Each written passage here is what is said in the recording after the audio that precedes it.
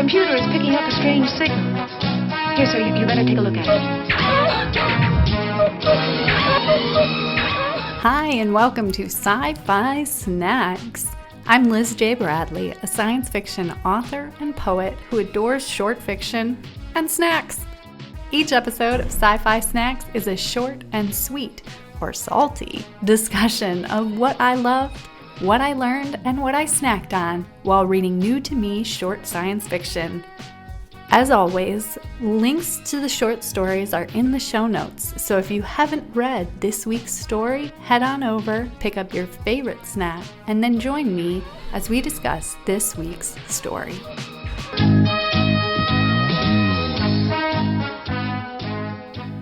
Hello and welcome to episode 21 of Sci-Fi Snacks. If you are listening the week we go live, happy Halloween to you.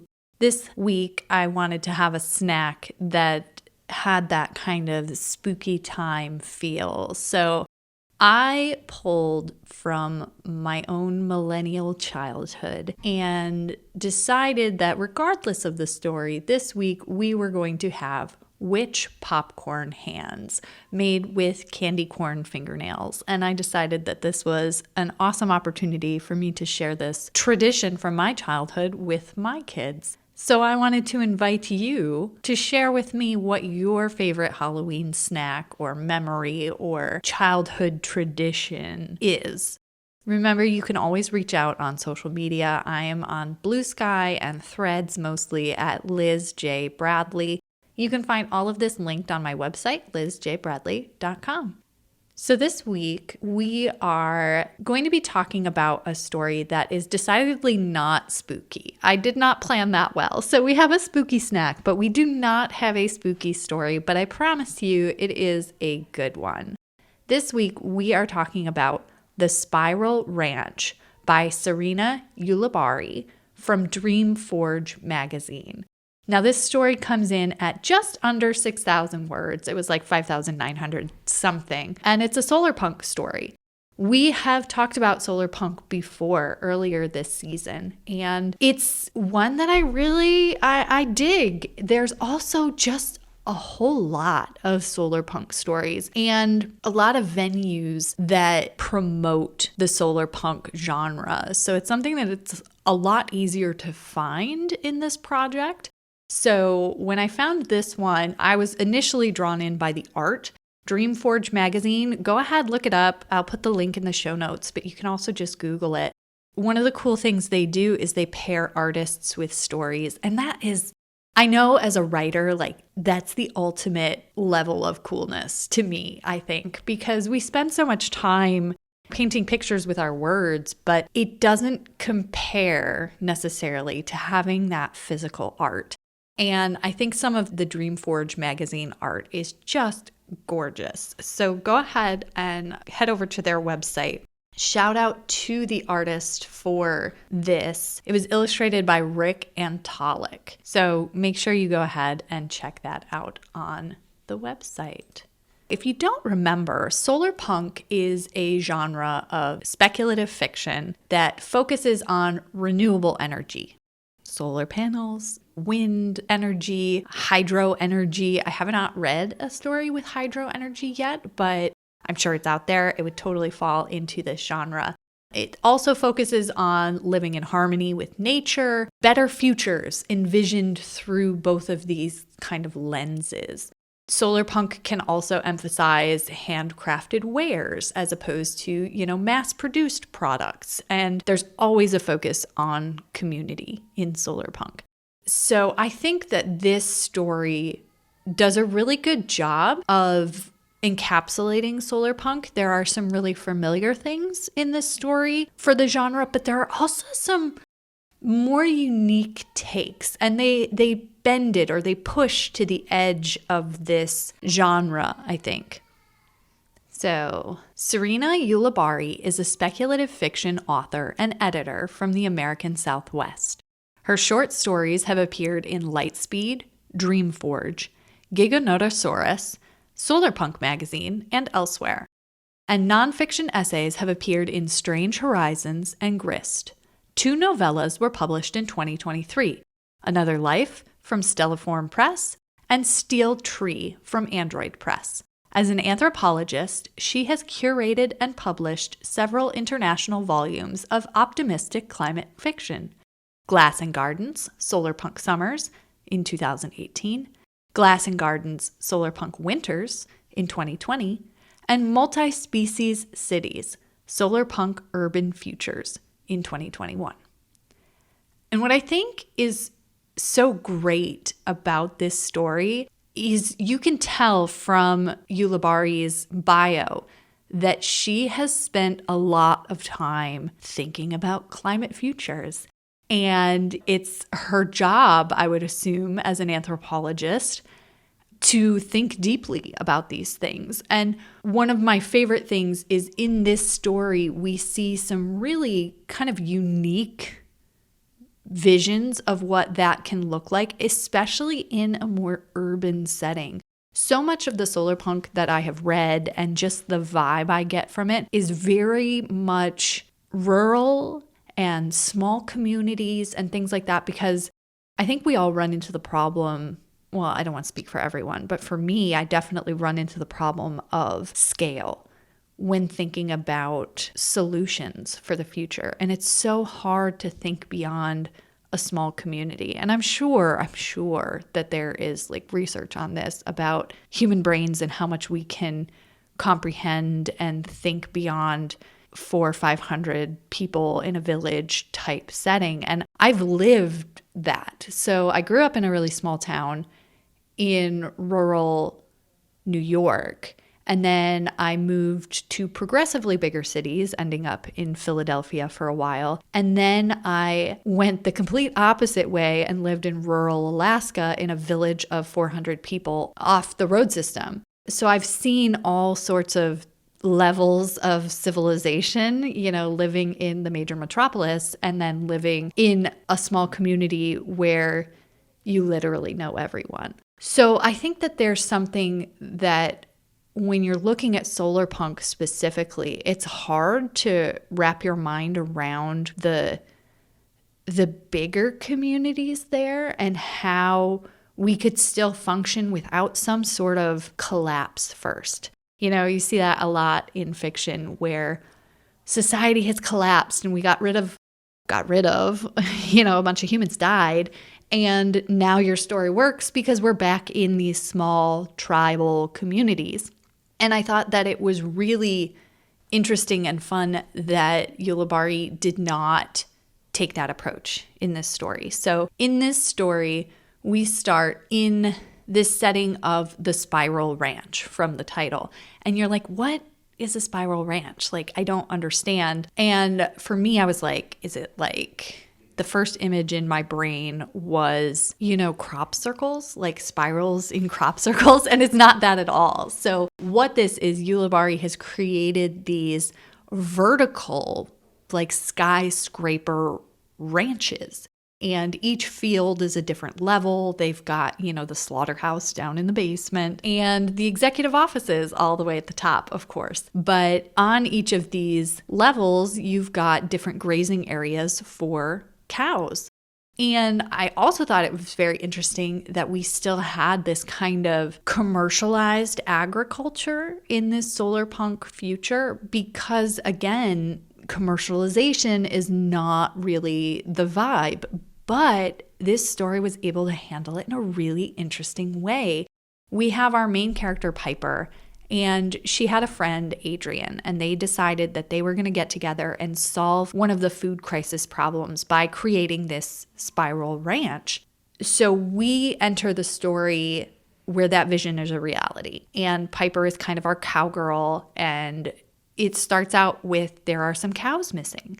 And we get to see some really cool technology bits. Like there's an app that tracks all of the cows and, it can't find the cows, but it should be able to find the cows within 2 miles. And people are like, well, maybe your app is broken. And she's like, my app's good. Like, I know what I'm doing. So something weird is happening. So our main character, Piper, decides to do a stakeout overnight. And one of the cowboys, Jace, decides to join her. And while they're on this stakeout overnight, they realize that there is a drone coming.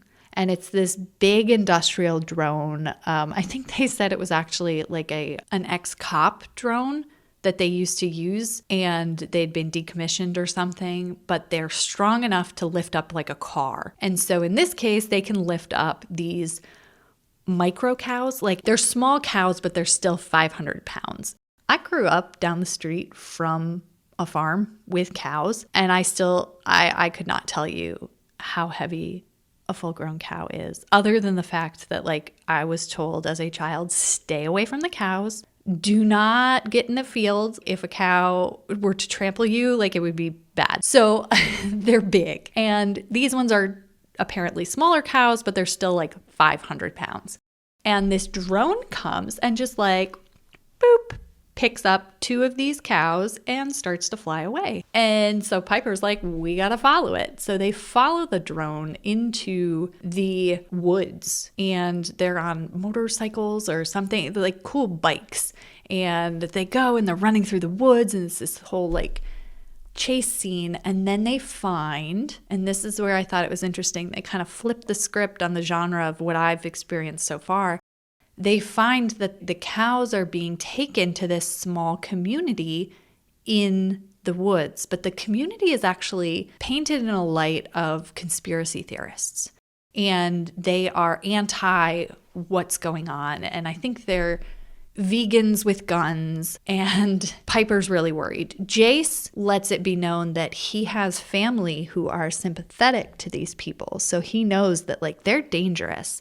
So we need to not go try and save our cows. Like we need to go back to the city and figure this out. So Piper doesn't love that idea, but she goes for it. And she's like, okay, I think we can beat them at their own game. So Piper, we've already established, she has programmed this app. She's really smart technologically. So what she does is she creates kind of a code that will override the drone. And it just needs to get close enough. So the next night, when the drone comes back, she can override the drone and make it so that it's not stealing their cows. Now, she tells her friend Adrian. And this is a fun relationship that you'll have to, I won't go too deep into it. You could read the story. The link is in the show notes. Adrian and Piper have kind of grown apart, and Adrian is definitely much more business oriented, and she's worried about the finances and the funders, and she's kind of lost this connection to the earth and the mission and the cows and the ranch itself that Piper feels fully immersed in, like literally immersed in every single day. And Adrian sits kind of symbolically on the top of her tower, not having to ever think about these cows. So Piper goes to Adrian and is like, hey, this is the problem, and it's really bad, and it's not good. And Adrian's pretty skeptical, but she's like, all right, Piper, you do what you got to do. And at some point, one of the drones ends up like crashing into Adrian's office, and it's wild. Oh, and so Piper takes over the drone, and there's this battle back and forth, and the programming doesn't work exactly how she wants it to. And the drone ends up like crashing through Adrian's office. Like glass is everywhere. Adrian is now forced to be a participant in what's going on. And she's like, go call the cops. Like we're gonna get these people. They have to be close by. They have to know that I've hijacked their drone. So when they get here, we need to take care of it. This is another kind of sidebar where I thought it was interesting that we were involving law enforcement in this story, because that's not, again, very Solarpunk, having kind of this outside authority instead of kind of a community-minded justice system. So I thought it was interesting, and we can talk about it a little later in the what I learned section, but just wanted to flag that we have that going on in this story. She tells Adrian to call the cops. Piper's like, I'm going to go take care of this. There's a whole like thing with the pooper scooper, essentially. There's this big clam that like collects the manure, and thankfully they have a whole explanation for like why this place doesn't smell terrible, which was honestly my first thought. I was like, we have a cow skyscraper. How is this not like the stinkiest, worst place to be? They have accounted for those kinds of things. You know, they're collecting the methane, they're collecting the cow droppings, and that gets all recycled and used as other types of energy that help fuel the city, which I thought was very on brand for Solarpunk and a cool way to look at this. And so there's all of these hijinks, and it ends up, we're kind of in a corner, and you're like, oh my gosh, what's Piper going to do? What's Piper going to do? And then Adrian shows up, and she literally like pushes the poop collector thing onto the people, and it like pins it, and everything turns out good. And we find out that like Jace was working with his family, dun dun. And it's this whole thing, but it gets resolved, and Adrian finds out that Piper knew about some franchising thing, and they communicated, and their miscommunications are overcome. And after they talk together, they realize that they can keep the ranch going, and they've overcome the threats that are both physical with like the cow napping and the financial pressures that Adrian was feeling. And in the end, they work together, and it's going to be a brighter future for the Spiral Ranch. So I really loved a lot of things about this story. And I think that the reason I was so drawn in is that it didn't feel like it followed the predictable cookie cutter template for what I've known Solarpunk to be. And I think this comes back to how much our author has thought about Solarpunk and written about Solarpunk. Like, we're beyond the entry-level Solarpunk story here. And I thought that was really refreshing to me. It felt more to me like a Western action type story in a Solarpunk future, instead of just being like a political statement about the kind of future that we should build. It was not a thinly veiled statement about how humans are ruining the earth, and hey, look, if we just did it this way in small communities, everything would be better, which sometimes I feel Solarpunk can slide into. And then it feels more like a lesson and being hit on the head and being told, oh, bad, like, how dare you use oil, while ignoring the realities of our world. And this world just felt a little more real. Like I flagged earlier, we still have a police force here, which, yeah, isn't necessarily ideal in a lot of these climate futures, but also a bit more realistic in this kind of setting, that society would not have let go of that. And I thought that there was a lot of tension. There was a plot outside of, look at all the cool technology we could use or we could create for this better future. The Solarpunk was the backdrop for the story, as opposed to being the whole story.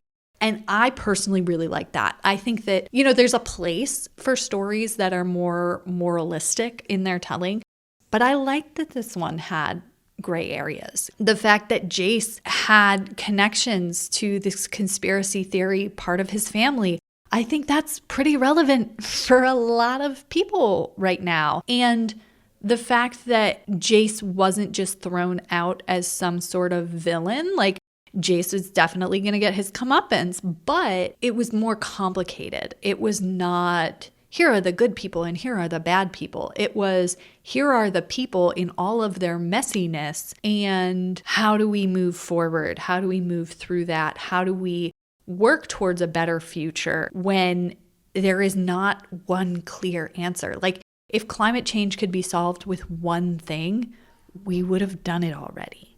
The reality is, society is too complex for simple solutions. It's going to be a bunch of different solutions, and people are not always going to agree on those solutions. So I thought that was refreshing to see in a short story, because it's hard. It's so hard in a short story because you have to focus on one thing. I really felt like this story was just well thought out in that way, that it was like a part of a bigger universe, a bigger world, a more realistic world. I think we talked about it with the last Solarpunk story, where I wanted more from the outside world because I was like, this community is cool. It's very ideal. And we see these outsiders and we see these glimpses of kind of the messy world outside of this perfection.